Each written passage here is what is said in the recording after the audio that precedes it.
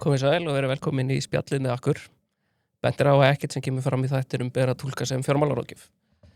Gestur dagsins Heiðar Guðjónsson fjárfestir, en við ætlum fyrst og fremst að ræða Íslandsbanka. Ertu velkomin? Takk fyrir kærlega, til hamingju með hlaðvarpið. Já, takk fyrir það. Hvernig ertu? Ég nú bara þokkalur með aldur og fyrir störf. Ég náttúrulega fekk einhverja flensu eins og margir og eitthvað að hósta mig upp úr henni, en annars ég bara mjög ferskur. Já, ok, það gott. Og ég verður að hugsa að ertu til að byrja og bara kannski stikla bara svona aðeins og stóru yfir þinn feril og hvað búin að vera að fá stuði undanfarin ár? Já, ég hagfræðingur og byrjaði að vinna í raun og veru áður ég kláraði hagfræðina og tók ég að mér að vera framkvæmdastjóri útivistar ferðafélagsins. Og lærði eiginlega meira rekstur þar heldur en bæði í Verslunarskólanum og í Háskólanum. Kringum bókhald og rekstraráætlanir og samninga við birgja og framleiðagreiningu og annað þvíumlíkt og lærði satt best að segja mjög mikið af því. Síðan fer ég inn á fjármálamarkaðinn, fyrst hjá Fjárvangi og svo Íslandsbanka, var þar einmitt 97-2000 og var í verðbréfamiðlunni, Kirkjusandi, áður en að Íslandsbanki og FBA seminist. Já. Þá fer ég til Kaupþings og stofna Kaupþing New York með Hreiðari Má og Halldóri Friðrik Þorsteinsinni. Og nú 3 þar áspyrjun 2000 og það fer ég til London og aftur til Íslandsbanka. Hvað varstu lengi í New York? Ég var næstu í 4 ár. Þannig að þú varst þarna þegar tíguraturðanir fjallu. Já, það var mjög lærdómsríkt og hræðilegu tími. Við byggum hérna kannski tími göngu færi frá skrifstofunni og skrifstofan var við hliðina á Grand Central aðal járnbrautastöðinni þar sem menn héldu að næsta flugvél geti hugsanlega komið. Já. En ég horfði á turnana falla bara með einu augum og sá hvernig þetta lék borgar búa á borgina og við flúðum með mitt borgina þarna, vorum með eitt lítinn dreng og kona mín á þeim tíma ólétt og við sem sagt, það var ekki séns að taka lest, það var allar lestaferðir á niðri, það var engi bílalega og bíla að fá en við náðum að koma okkur í útkverfi þar sem vinur okkar náða sem var farinn, að hann var með auka bíl sem hann gæti lánað okkur. Komumst til Lykla þar og keyrðum þá upp til Boston. Okay. Vegna þess að flestar vélunum hefði tekið á loft frá Boston. Og þá vildi engi vera þar heldur. Já. Þannig að það var hægt að vera þar og býða þess að sér og svo fór maður, og þessi markaðir fóru náttúrulega allir á hliðina og maður var sambandslaus inn á Manhattan, það var alveg sama hvað það ætlaði að gera og ég var að reka vogunarsjóð og öllu verð fór úr lagi. Já. Þannig að það tók markaðinn að ná svona upp veltu og komast í gang alveg örugglega meir en viku og þá var náttúrulega flestar forsendur gjörbreyttar og þá þurfti að takast á við það og ég tapaði þarna í kringu sjóðin alveg gríðalegum fjárhæðum á nokkrum vikum en sem betur fer að þá kom það allt tilbaka fyrir lok ársins og rúmlega það en þetta var svona tími sem að auðvitað helst af öllu aldrei vilja upplifa en lærði sem betur fer mjög mikið af. Já. Þannig að ég síðan fjölskyldan var nú kannski daldið á því að flytja frá New York eftir þetta þannig að endaði á því við fluttum til London 2003. Já. Og var hjá Íslandsbanka í 2 ár og svo fer inn í Novator með vinnum mínum þar, Björgúlfur Tór og Andra Sveins og Birgir Má og fleirum og þar í 4 ár, fer þá til Sviss og í Zürich í 6 ár og þá í einrekstri og með eigið fjárfestingafélag. Já, bara í fjárfestingum sér að. Já, og gerði meðal annars tilboð í Sjóva á sínu tíma og ætlaði að vera forstjóri þar en Seðlabankinn einhvern veginn misbeitti sínu valdi til að stöðva það. Já. Og svo stofna ég einhverja framtakssjóði hérna kringu kaupa HS Veitum og hlut þar og svo annars sjóð sem heitir Innviðir 2015. Svo tók ég þátt fyrir 2 árum, það var formlega stofnað fyrir ári síðan Aldir sem framtaksfjárfestingafélag líka. Já. Og svo hef ég verið ég var náttúrulega stór hlutafi í Vodafone á sínu tíma og Sín og var forstjóri þær í 4 ár. Já. En ég hef komið svona nokkuð víða við. Já, ok. Takk fyrir það. En ef við byrjum þá kannski aðeins bara svona almennir umræðu Íslandsbanka. Áður við förum kannski eftir svona aðeins meira mögulega aðkomu þína að bankanum. Hvað var það svona sem að hyllaði þið við Íslandsbanka sem fjárfestingakost ára segja til dæmis bara umfram Arion banka eða Kviku? Já, það má kannski segja að maður, sko, mín fjárfestinga hugmyndafræði er mjög einföld. Já. Ég vil helst vera þar sem aðrir hafa ekki áhuga á því að vera. Já. Og það útskýrir kannski ég fór inn í símabransan og ég fór inn í innviðabransan og svo framvegis. Vegna þess að ég líti á það sem er takmarkaður áhugi, það er minni samkeppni. Já. Og það er yfirleitt verðlagning hagstæðari.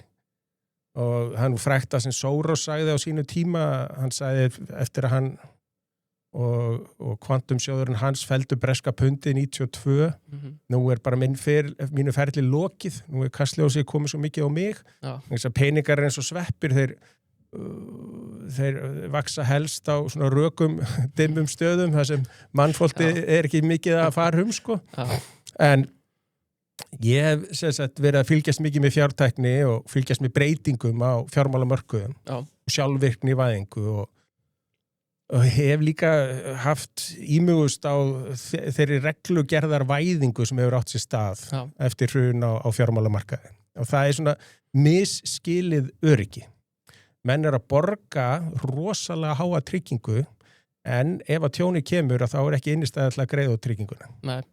Þannig að ég hef svona ímyndað mér að bankarnir væru ekki spennandi fjárfestingakostur. En allt hefur sitt verð. Já. Og núna þegar bankarnir eru orðnir ekki bara hlutfallslega, heldur bara hreint út sagt almennt svona ódýrir að þú ert að kaupa velreki fyrirtæki á bara upplýsnavirði. Með öðrum orðum hafa þetta að leysa upp bankan og fá peningana tilbaka sem hlutabréfin kosti í dag.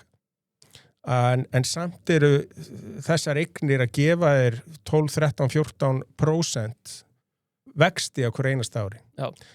Þá set ég það kannski eins og í samhengi bara til að einfalda þetta enn frekar við bara innlán hjá bönkunum í dag sem eru kannski að gefa 6%. Já. En ef þú kaupir hlutabréfi farðu 12-13%. Þannig að það er alveg ljóst að þessi hlutabréfi eru ódýr.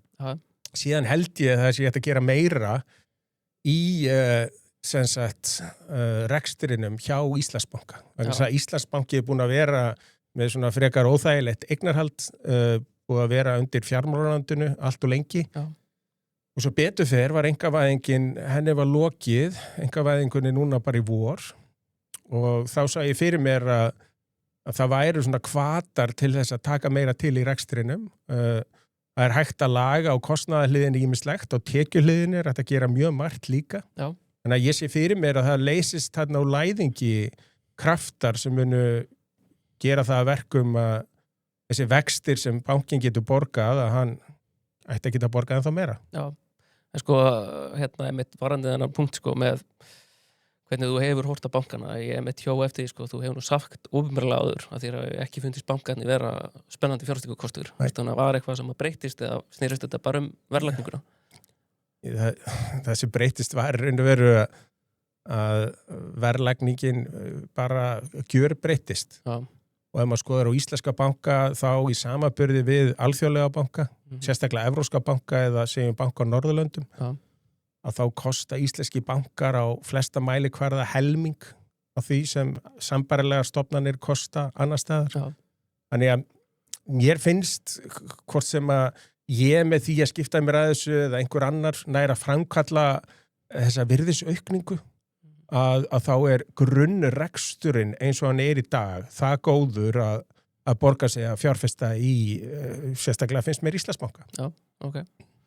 Hvað er sko talandi þessi tækifæri til þessara leysingar kraftúrlæðingi og svona, ertu með, er þetta meira tekjuhliðinni eða kostnaðarhliðinni, ertu með eitthvað svona konkrétt tækifæri sem þú sér fyrir þér? Já, það er nefnilega ef maður skoðar bara síðastliðin 10 ár í rekstri bankans, þá að þóknanatekjur verið 13 milljarðar óbreyttir í 10 ár. Já.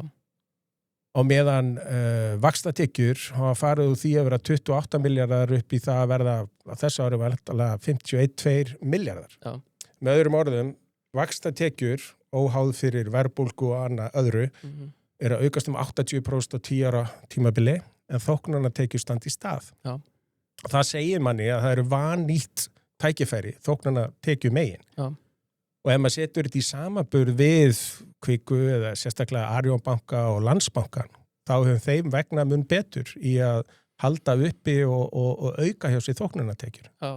Og það sem í eðli svona banka að bankin með gríðarlega góð mörg viðskiptasambönd og það hægt að útvíkka þau sambönd og selja meiri þjónustu í kringu þau sambönd. Já. Frekar heldur en að vera bara á lánahliðinni og innlánahliðinni.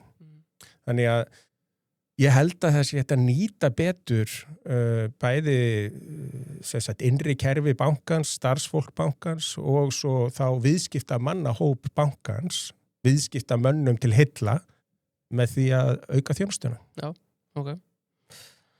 En svona þegar þú ert að horfa á svona einhvers meta undirliggjandi virði bankans, þú veist, ertu að horfa á einhverja markfaldara, ertu að horfa á Vafá eða Presto Búk eða hvernig ertu að meta þetta? Það sem ég hrifnast af við sjóðstreymi. Já. En sjóðstreymi banka náttúrulega bara tóðþvæla. Þannig að það þýðir ekki að horfa á það í því samhengi. En í öllum öðrum rekstri nánast horfi ég á sjóðstreymi.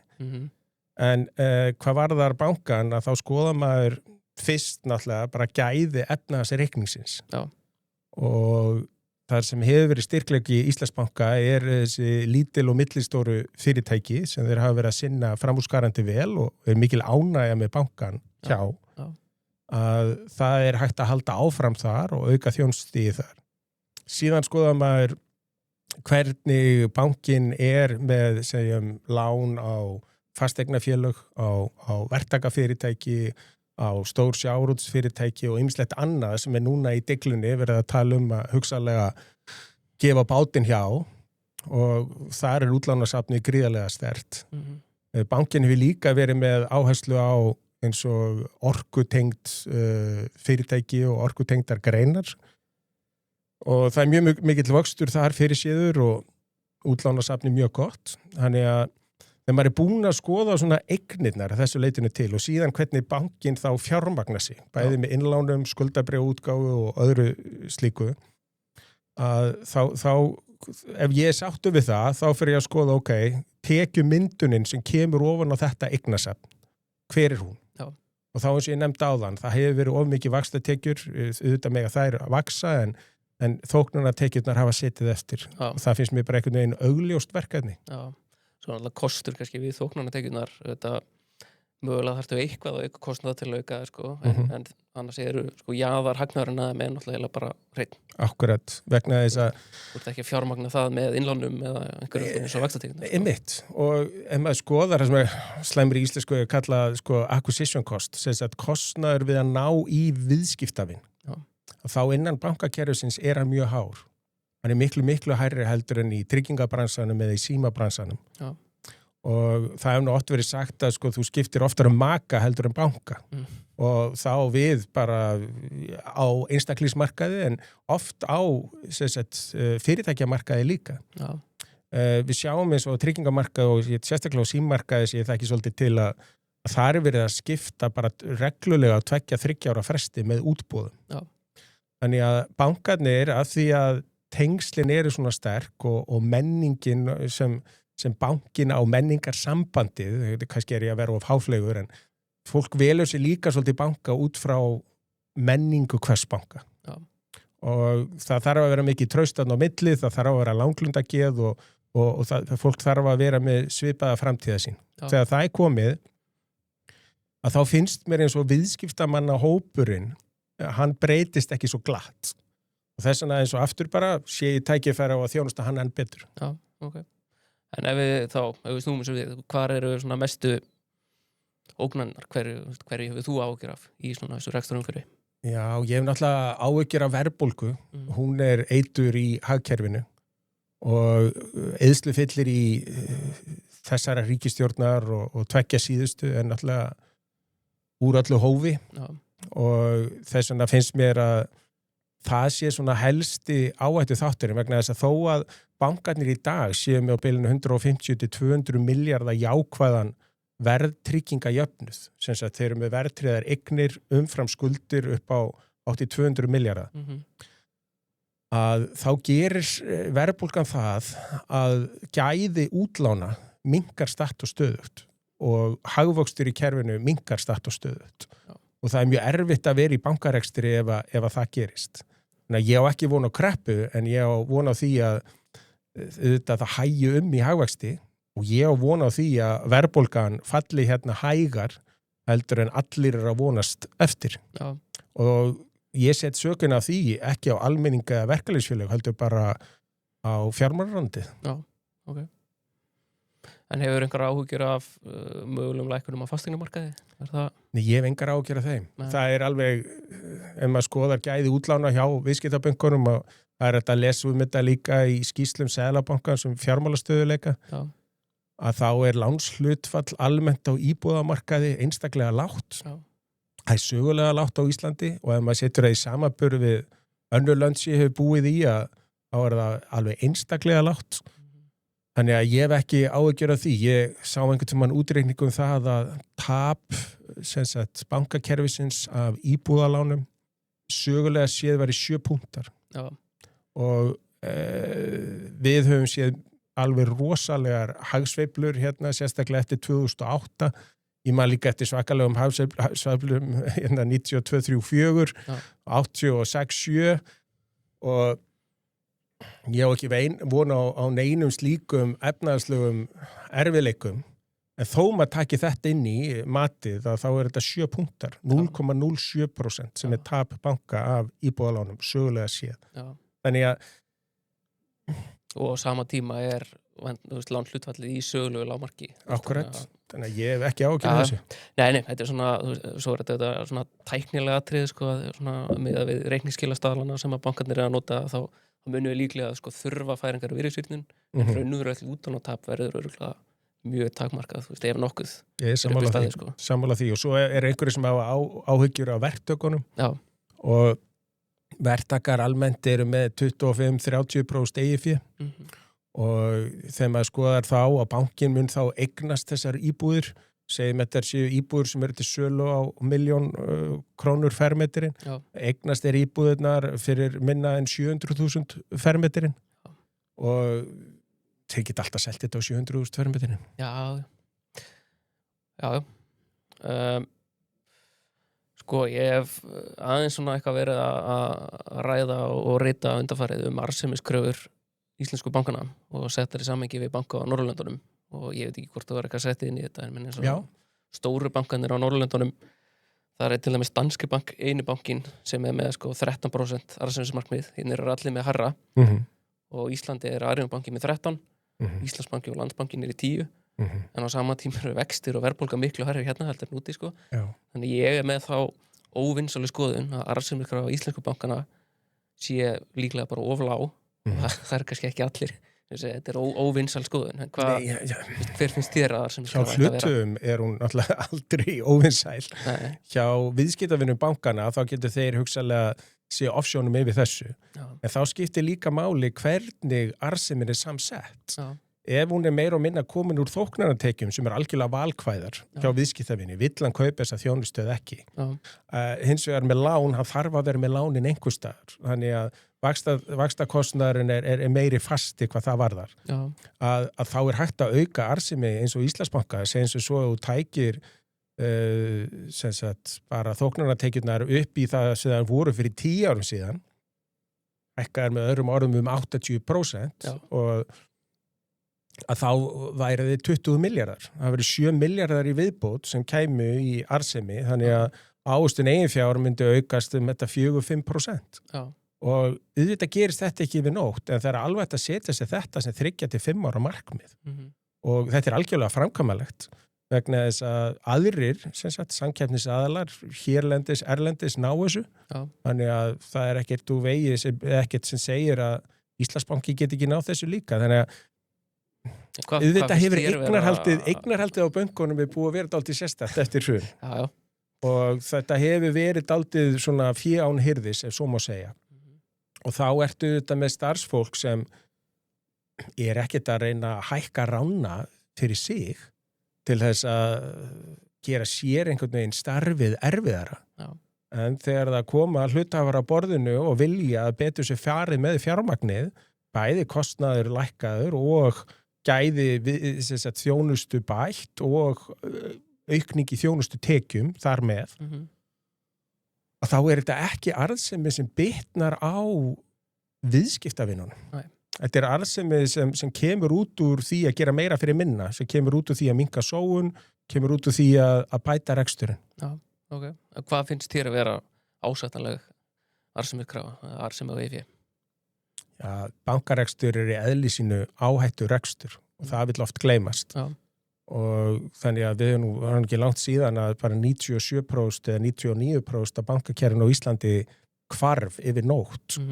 Þannig að þú ert með slíka áhættu þá þarf þetta að vera umbun fyrir að taka áhættuna. Já. En það eru margir eins og einhverjir spekulantar eins og Stefán Ólafsson og fleiri sem skilja hreinlega ekki bankarekstur. Þetta er hann félagsfræðingur. Hann sem sagt heldur að bankarnir eigi allan peningin sem þeir eru að lána. Já. Banki er bara milliliður. Og það sem Ísland vantar er meiri samkeppni. Já. Okkur vantar það að það séu fleiri að bjóða í innlán viðskiptavina. Það séu fleiri að selja skuldabréf, þannig að þeir sem kaupa skuldabréf, sem á Íslandi er fyrst og fremst lífeyrissjóðir, hafa úr meira móða, samningsstaða þeirra sé sterkari og svo framvegis. Og síðan á útlánahliðinni þá viljum við líka aukna samkeppni, þannig að þú mátt ekki vera með of mikla reglugerðir sem hamla útlánum. Við þurfum að hafa nýjungar sem kom inn í þjónustu og útlánum og samkeppni á milli. Þannig að ef maður sér þetta eins og hlutirnir eru að banki er einhvers konar milliliður og milli lánveitanda og lántaka að þá verður sem sagt held ég reksturinn einfaldar í skoðun vegna þess að þá sér fólk betur hvað tækifæri eru til þess að auka arðsemina án þess að ganga á hagsmuni viðskiptavina. Já, en sko talandi Stefán Ólafsson að hann skrifaði með grein daginn þar sem hann var að halda því fram að bankarnir var að græða of mikið og getur lækkað vexti af því að hann reiknaði hagnaðarhlutfall þar sem hann komst að hagnaðarhlutfallið væri 40% sem eru þetta mjög hátt en sko, Já, eins og þetta sé framlegð. Já, en sko það sem að hann gerði var að hann var sko að reikna hagnað sem hlutfall af hreinum tekjum. Já. Og þá var hann ekki með vaxtakostnaðin inni. Nei, það var akkurat. eins og þú myndir reikna sko hagnaðar hlutfall fyrir bónus og sleppa sko kostnaði við að kaupin vörurnar. Akkurat. Þetta gengur ekki upp sko. Já, það er gaman þegar félagsfræðingar fara, ég vona bara að hann fá aldrei tækifæri til að reka neitt fyrirtæki. Já, ok. Já, en kannski svona á þessum nótum, hvað finnst þér þessa umræðu sem að fer alltaf reglulega af stað þegar bankarnir sé að græða of mikið og þar fram til göttunum? Já, þetta er leiðileg umræða vegna þess að bankar og fjármálamarkaðir eru nauðsynleg uppspretta eða undirstaða í því að búa til hagkvæmt hagkerfi. Það er bara forsenda. Og fyrir mörgum áru síðan þá var ég að lána bönkum í Búlgaríu, í Azerbaijan, í Armeníu og fleiri stöðum. Og það var rosalega auðvelt að skoða bara hagvöxt og lífskjör sem hlutfalla því hversu þróað bankakerfi var á hverjum stað. Já. Að þegar þú varst komin með innlánsreikninga sem margir voru að nota eða flestir, þegar þú varst komið íbúðalána markað sem virkaði, þá tók bara hagkerfið algjör í breytingu til hins betra. Já. Og þá losnar úr læðingi svo mikil kraftur vegna þess að fólk er að fá örugga geymslu fyrir fjármagnið sitt, það myndast traust og það fær ávöxtun á fjármagnið langt umfram verðbólgu og síðan að það er hægt að fjármagna allt í einu, ekki bara fasteignir og íbúðir heldur líka bara rekstur og annað. Já.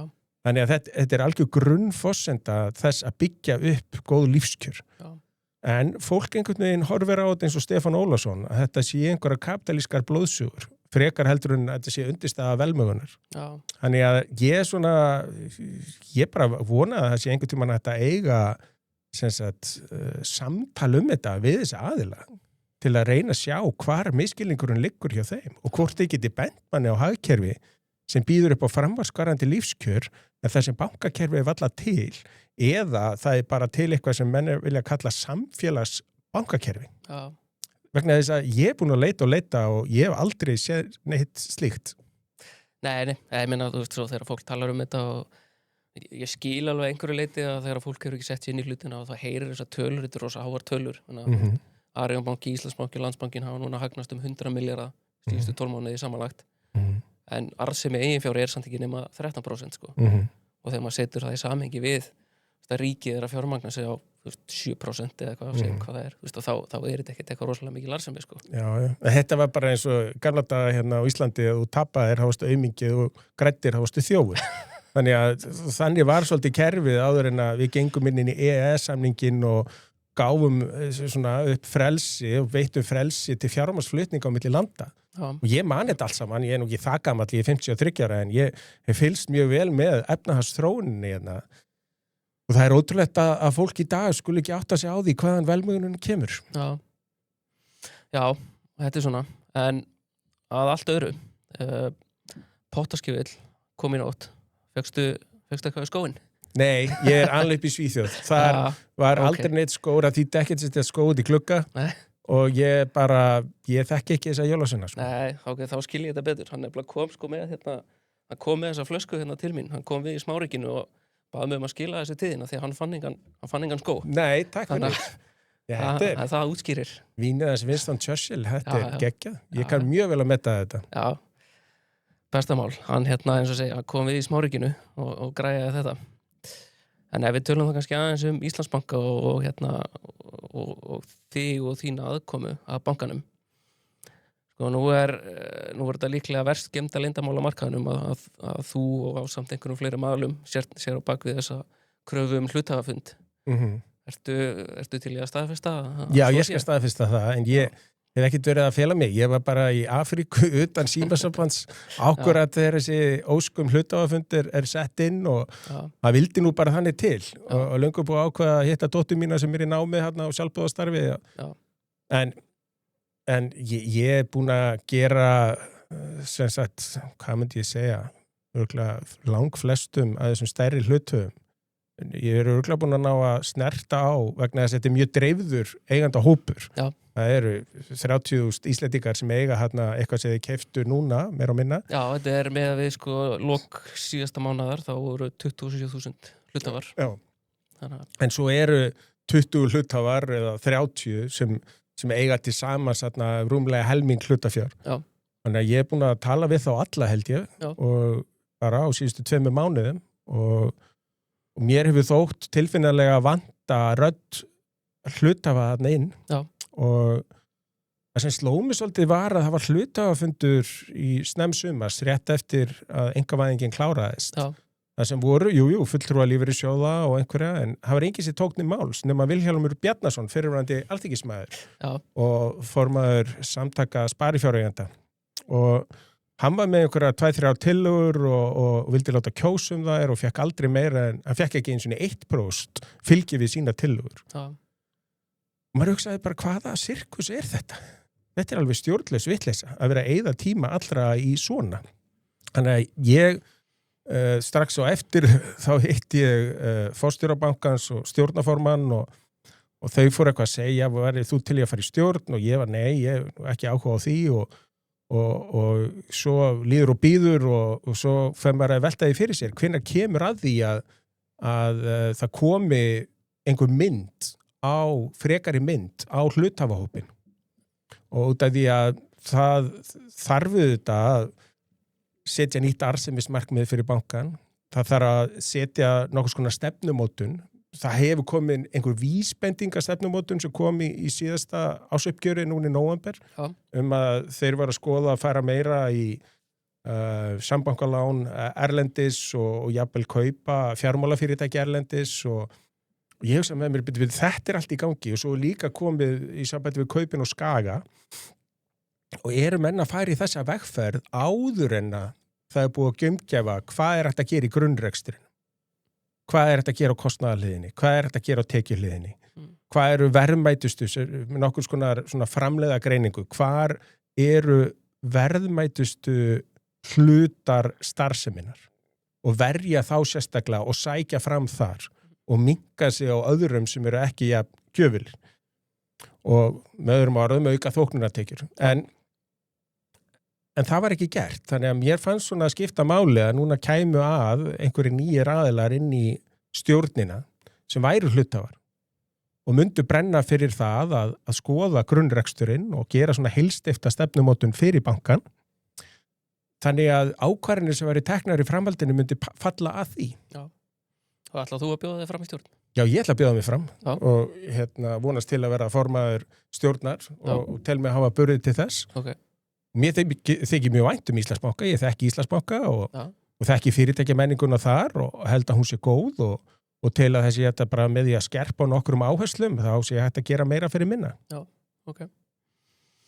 Ok, hvað er þetta stór hópur eða hlutur svona sem að þú ert í forsvari fyrir? Er þetta bara... Nei, ég á rétt 1%. Við ákvaðum, ég ákvaði að það væri bara einkafjárfestar sem myndi biðja fundin. Já. Það voru 3 lífeyrissjóðir sem að fyrra bragði spurðu hvort þeir gætu komið inn í þetta eða þeir vildu gjarna styðja þetta. Já. Mér finnst bara... Þannig að þú ert alveg með svona backing af einhverjum lífeyrissjóðum líka. Ég held ég sé bara með alla með mér. Já, ok. Ég veit ekki neitt sem eitthvað, mér sko enginn sagt mér það og hingað til hefur fólk bara sagt við styðjum þig í þessu og þannig að ég hef ekki fengið neina annar viðbröð. Nei, ok. Já, ok, það er bara áhugavert og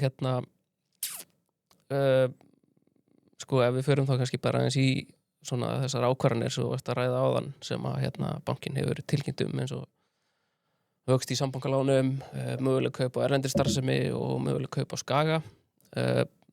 Hvað finnst þér þessar ákvarðanir? Ég myndi fyrst vilja sjá grunninn á bankanum. Já. Er hann bara eins góður hann getur orðið?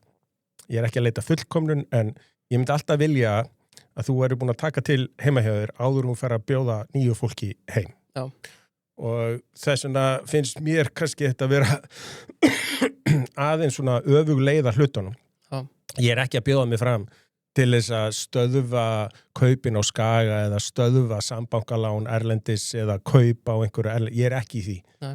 Ég er að bjóða mig fram bara til þess að ég alveg ljóst að hagsmunir Íslandsbankar hluthafana séu í hávegum hafðir, ekki einhverjir aðrir hagsmunir. Já. Og að því sögðu að þá er það bara þannig að allt hefur sitt verð. Mér fannst einhvern veginn viðbrögð markaðarins við þessari sjálfsögðu kröfu hluthafafund vera þau að nú yrði ekkert úr þessum viðskiptum með Skaga. Ég líti ekki á það þannig. En það er hins vegar þannig að það er alveg ljóst að verðið sem var sendt út í yfirlýsingum beggja fyrirtækja var ekkert sérstaklega hagstætt hluthöfum Íslandsbanka og miklu hagstæðara hluthöfum Skaga. Já, og finnst þér að það meira snúast að Íslandsbanki hafi verið nú of lágt metin eða Skagi hafi verið of hátt metin? Íslandsbanki allt of lágt metin. Þetta var akkurat ákveðið rétt áður en þessi örlagaríki dómur fjall gengislánin og þetta var ótrúlega óheppileg tímasetning. En að sama tíma rosalega heppileg fyrir hluthafa Skaga. Já. En hvað, myndu beita þér fyrir að skipta hlutullin vera endurskoðuð? Ég ætla bara að beita mér fyrir því að hagsmunir hluthafa Íslandsbanka séu alltaf ofan á. Já. Ég á engin hlutabréf í Skaga og ef ég fyrir stjórn Íslandsbanka þá er ég ekki þar til að gæta hagsmuna nokkurs annars heldur en bara hluthafa Íslandsbanka. Já. Þannig að þú sér ekki fyrir þér að þú ætlar ekki að leggja fram tillögu fyrir hluthafafund að viðræðum verið slitið? Nei, ekkert slíkt. Ég vil bara að þessi skiptum stjórn, Linda er búin að standa sig mjög vel sem formaður. Hún er önnum kafin sem fjármálastjóri í einu mest krefjandi útrásarverkefni Íslendinga í kringum Alvotech. Já. Og ég hef tíma og ég held að ég hafi þekkingu og stuðning þannig að ég held að ég geti alveg komið þarna inn og hjálpa til við að gera Íslandsbanka en betri en hann er. Já. En ef þú vilt setja fókusin á að laga núverandi rekstur, viltu þá reyna að losa allt þetta umfram yfir með því að skila því og vaksa í núverandi starfsemi? Eða? Já, það er eitt sem er svolítið lenska hér, finnst mér. Það er ofur áhersla alltaf á vöxt. Það kemur svolítið úr svona ameríska kapitalíska kerfinu, Það er bara að vaksa eða deyja. Og fyrirtækin sem eru skráð á íslenska markaðin og eru hvað stæst, það eru smásölu fyrirtæki, þau get ekki vaxið nema með þjóðinni. Það eru fasteigna fyrirtæki, þau get ekki vaxið nema með þjóðinni. Það eru síðan þessi bankar sem get ekki vaxið nema með þjóðinni. En ég hef mjög mikla trú á íslenska hagkerfinu. Já. Og ég held að íslenska hagkerfið með að við skuldastöðu, með að við gæði hagvaxtar, sé bara á ágæti stað til næstu 10, 20, 30 ára. þess vegna ég bara tilbúin að fjárfesta í þeim greinum eins og sérstaklega Íslandsbanka sem vex bara með íslenska hagkerfin. Ég þarf ekkert mikið meira það. Nei. Þannig að það ekki nema að það séu svona einstök tækifæri. Og ég hef búin að vera á þessu fjármálamarkaði í næstu 30 ár núna og einhverja bestu fjárfestingar sem hafa verið gerðar sögulega eins og þegar Chris Flowers að kaupa bank í Japan og þegar menn að fjárfesta eftir hrunið núna 2008 og svo framvegis. Þetta eru allt fjárfestingar sem eiga sér stað eftir krísu. Já. Sem sagt fjárfestingar í svona meðal árferði á fjármálamarkaði hinga til hafa ekki skilað mikilli ávöxtun umfram áhættu. Það bara þegar það svona einhver aðkreftur seljandi sem þarf að selja, að þá getur komist inn í eignir sem að öðrum kosti þú kæmist aldrei að. Þannig að auðvitað ef það myndast eitthvað þannig ástand, þá það mjög áhugavert að skoða það. En ég ekki að fjárfesta út frá því. Ég bara að fjárfesta að grunnrekstur Íslandsbanka á að geta staðið undir mjög góðri arðsemi til mjög langs tíma. Já. Þannig að þitt plan væri, ef við horfum svona, bara gefum okkur að þú færir í stjórn og væri jafnvel formaður og fáið svona aðeins að setja stefnuna. Þá væri þinn fókus fyrst og fremst á bara að strömlínulega reksturinn og skila þessu umfram með fyrir til hluta. Já, og svo skipt mér rosalega miklu máli hvernig starfsmanna ánægjan Já. Ég held að þessi ekki hægt að hafa mikla starfsmanna ánægju nema viðskiptamanna ánægjan sér til staðar. Þannig að Íslandsbanki á að vera með ánægjustu viðskiptavinna. Síðan hvað varðar starfsmanna ánægju þá þurfa starfsmenn að upplifa það að þeirra góðu hugmyndir komist til framkvæmda. Já. Það þarf að minnka það náttúrulega eins og bankakerfið orðið í dag með öllu því eftirliti og reglugerða fargani sem fylgir. Þá þetta nánast orðið þannig að einn aðili í samskiptum við viðskiptavinni en 10 eru síðan í stóðdeild við þennan eina eða með eftirlit með þessum eina. Já. Og þetta náttúrulega engin hemja. Nei. Og þess vegna þarf þetta að búa til kerfi þar sem lausnir, nýjar hugmyndir af vörum og svo framvegis, hljóti brautagengi innan fyrirtækisins. En menn sé ekki alltaf fastir í því hvernig eigi regluvarslan að gera þetta eða hitt, vegna þess að á endanum snýst viðskiptavinna. Þetta snýst ekki starfsfólk bankans, þetta snýst ekki eftirlitsaðilana, þetta snýst bara viðskiptavinna. Já. Sko, það eru skipta skoðanir svona þú hefur ekki heyrt neitt neikvætt ekki ennþá, hefur ekki sett að höfum við Nei, en sko það einhverjir sem hafa velt í upp hvort að aðkoma þína stjórn bankans væri æskileg og hafa sagt að þú sért dóminerandi og jafnvel kallaði frekjuhund. Já, einmitt. Verður fulltrúi allra hluthafa, ertu fyrst og fremst að hugsa þína eiginhagsmuni? Nei, ég einhvern veginn mjög upptekinn af því að vinna með og fyrir aðra og þjónustulundaður hvort sem fólk trúi því ekki.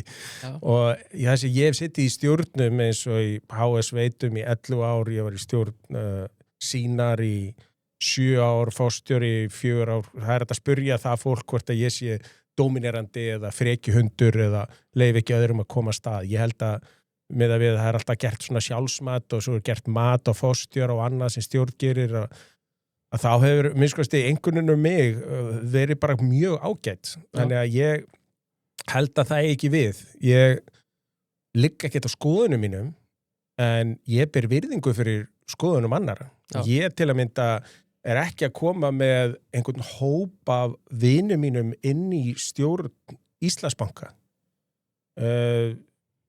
Ég myndi alveg hvetja alls konar fólk til að sækja en það verður alveg 100% ljóst. Það engin klíka að fara að myndast þarna í kringum mig. Ég vil hafa fólk með mismunandi reynslu og bakgrunn og skoðanir, þannig að þessu eðlilegar samræður á fundunum. Já. Og það má alls ekki vera þannig að fólk sé að tala sér saman fyrir fundi hvaða niðurstaða eigi að vera. Það sé einhvers konar skuggastjórnun í gangi. Já. Ég hef aldrei starfað eftir því og ég held að mitt orðspor meðal stofnanafjárfesta sem þekkja til mín eftir að ég hafi sittið í stjórnum fyrir þá, sanni þetta sko. Já. En sko ef að það sem svona hvetja þig áfram til að búða til hluthafafundar og bjóða þig fram í stjórn er að þér finnst stjórnendur kannski ekki að vera með réttan fókus. Er það þá, mætti túlka þessu vantraustsyfirlýsingu á stjórnendur? Ekki á stjórnendur, en ég myndi bara segja að hvatakerfið innan kerfisins hefur ekki verið rétt. Með öðrum orðum, þeir sem hafa verið í stjórn hafa ekki haft skilyrðislaust umboð til þess að búa til stefnumótun til langs tíma. Og ef að þú ert forstjóri og ert með stjórn sem getur ekki tekið lengri tíma stefnu, þá ert þú á mjög erfiðum stað. Ja. Og ætla þú þá að setja hausina veði og leggja allt þitt undir, vitandi það að þú hefur ekki stuðning stjórnar til þess að gera það sem þið langar að gera. Þannig að mér finnst að hvatakerfið þurfa að vera til staðar að stjórnin setur ramma og innan rammans er viðkomandi forstjóri að vinna. Það þarf að útvíka ramman finnst mér. Mér finnst eins og stjórnafundir í dag í bönkum eru að þetta er allt og mikið handavinna. Það hefur verið að fara yfir hundruði blaðsína af einhverjum skjölum sem vill að fólki sín. Þetta er falskt öryggi vegna þess að það þarf að skoða kannski 20-30 lykilstærðir en ekki mörg þúsund. Já. Þannig að það þarf svolítið að ákveða hver eru lykilstærðirnar, hver eru breyturnar sem breyta mestu áhættu og arðsemi bankans og fylgja þeim vel eftir. Síðan þarf að færa til fjármagn innan bankans. Þannig að það sé eins og þú nefndi réttilega að það þarf aftur að kosta einhverju til að auka þóknunartekjur, það þarf að gera það. Það er langtíma ávinningur í því. Það þarf líka að ákveða inn á hvaða lánasvið fjármagn fer og af hvaða lánasviðum fjármagni dregið. Og þetta er bara svona grunnur í almennu rekstri. Þannig að svona strategískar, svona áhrifamiklar ákvarðanir þurfa að vera teknar í stjórn og svo þarf að treysta forstjóra og hans starfsfólki til þess að vinna með þetta. Já. Þannig að ég held bara að hvatinn til þess að vinna á svona sjálfsagðan hátt hafi bara hreinlega ekki verið til staðar með fyrra eignarhald. Okay. Þannig að þú treystir alveg núverandi stjórnendum til að sitja áfram Ég geri það. Kemur inn. Já. Ok, en sko talandi allar þessar blaðsíður og svona þetta reglugerða fargana, náttúrulega allt þetta regluverk núna er náttúrulega hannað til þess að koma í veg fyrir síðasta hrun, þú veist þannig að eins og segir, þetta er svo mikið falskt öryggi sko. Næsta hrun verður ekki eins og síðasta hrun. Nei, það verður eitthvað allt annað. Já, sko hvað með þú komst nú inn á þann og þú reyndir að kaupa sjó á fyrir einhverjum ára síðan. Er þetta ekki bara einhver skák þar sem þú ert að reyna að hætta við kaupin á Skaga og vilt að Íslandsbanki kaupi sjóa og Já, þetta er nú góð spurning, ég hef ekki huglýtt það. Ég satt best að segja, hef ég ekki huglýtt það. Ég held að Sjóvá sé bara mjög gott fyrirtæki með mjög ánægða viðskiptavinni, ánægt starfsfólk og ég get alveg ímyndað mér að þau vildu bara vera áfram á sinni vegferð. Já. Og það sem mér finnst svolítið skrítið er þegar einhver hlutafélög sem eru góð á sínu sviði ætla endilega að fara að útvíka tekjustóðurnar hjá sér, fjölga tekjustóðunum. Það var eins og það var sagum það að Festi sem er frábært fyrirtæki og rekur Livju, Krónuna og N1 og fleiri svona vörumerki og að þeir ætlaði að kaupa Síman þegar Síman var búin að kaupa Míl. Ég meina, hvað vit hefði verið í því að bæta við sjónvarpsrekstri, símarekstri, smálánum og einhverju færsluhyrðingu. Þetta er einhver svona eitthvað sem mér finnst vera rugl. Ég meina, við sáum alveg í gamla daga hvernig SÍS fór á hausinn og kaupfélögin sem ætlaði að reyna að vera góð í öllu. Ég er mjög hrifinn af því að fyrirtæki einbeiti sér að því sem þau eru besti. Láti síðan hennum almenna hluthafa það að stuðla að einhverju áhættudreifingu. Hann getur þá bara keypt í Símanum. Festi þarf ekki að kaupa Síman og svo framvegis. Já, þetta kemur kannski að þessu sem þú sagðir áðan með að sé mikill fókus á vöxt. Og það er vöxtur út af sjálfu sér, svo líki, ég meina, ef hann er arðbær vöxtur, frábært, en vöxtur vaxtarins vegna er ekki neins virði. Nei, og það kannski háði bönkurna svolítið fyrir til dæmis áður en Arion banki fór á markað árunum eftir hrun og til, hvað að segja, svona 2016, 17 eitthvað svoleiðis, að þá náttúrulega voru þeir bara gerðu ekkert nema að vaksa en það kom niður á arðseminni á þeim tíma. Akkurat. En þá líka, sko, eins og árunum hann eftir hrun, þetta var mjög óljóst hver eignastaða bankana væri. Af því að það var bara komið í ljós bara alltaf á hálfsársfresti með uppgjörum viðskiptavinnana, hvort að viðskiptavinnir væri að lifa af eða ekki, sko.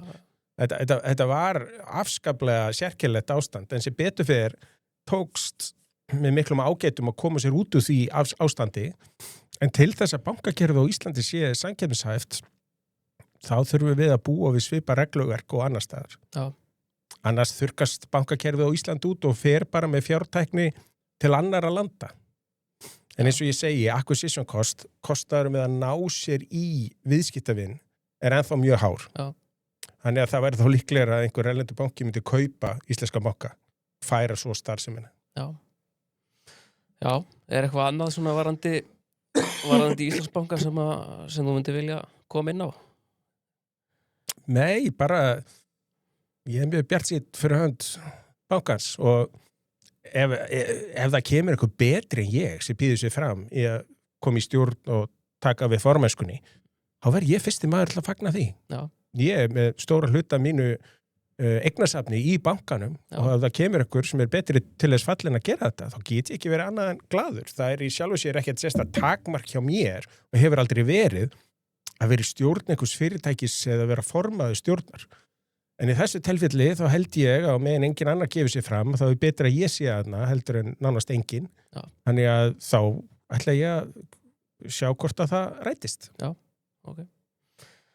En ég held að við séum bara orðnið nokkuð góðir þá og ég bara þakka þér kærlega fyrir komuna og þá bara segja þessum þætti af spjalli með Akkios er lokið í dag. Takk fyrir mig. Takk.